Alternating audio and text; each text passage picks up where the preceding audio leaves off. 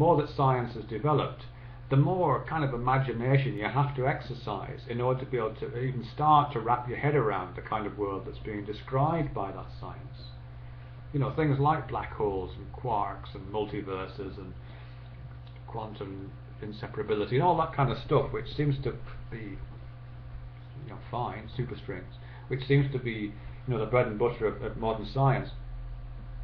They're really hard ideas, and you have to kind of, as I say, you have to kind of really exercise your imagination muscles, don't you, to get to grips with some of that stuff.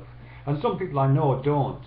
You know, some people just refuse to go there, refuse to accept the findings of modern science. And I suspect it is to do with that. I suspect it is to do with, you know, a desire for a more easily encompassed version of what the real world is like. You know, one that's more easily grasped by a more down-to-earth imagination. You know, so in the past, these folk would probably have been happy with a nice, simple definition of God, and now they want a nice, simple definition of reality. Modern science demands an imaginative engagement. In fact, it might demand an engagement which exceeds our ability to supply that engagement. It's beyond me. Look, they just keep clinging to hope, like there's some other explanation, and we're just a replicating molecule, 4 billion years of evolution trying to figure out how to steal energy and feel good about it.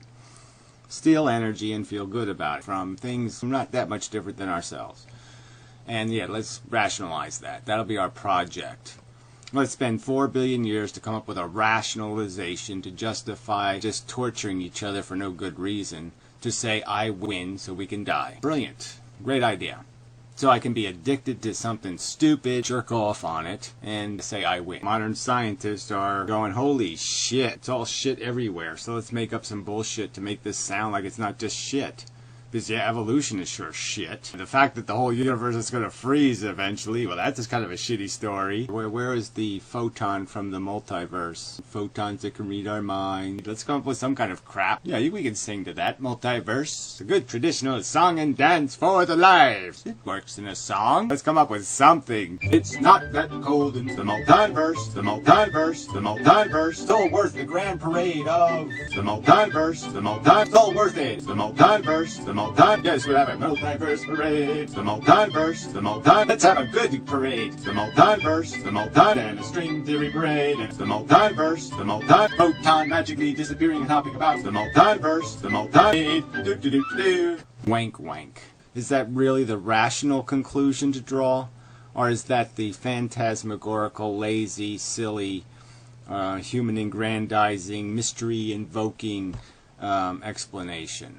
Science is telling us there's really interesting stuff in the universe. I really don't think that's the truth. I'm going to argue, if we ever do reveal the truth of the universe, right, when we finally reveal the truth, if we have time to do that before we blow each other up, you're going to find dominoes. That's all. You're going to find something dirt simple at its core.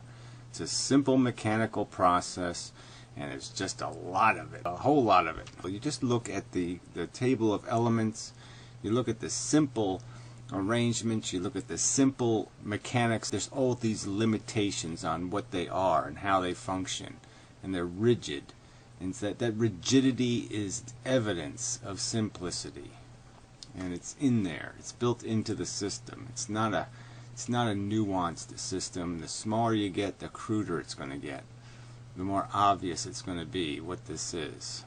And it's just waves and dominoes. We're still only seeing little pieces of the truth.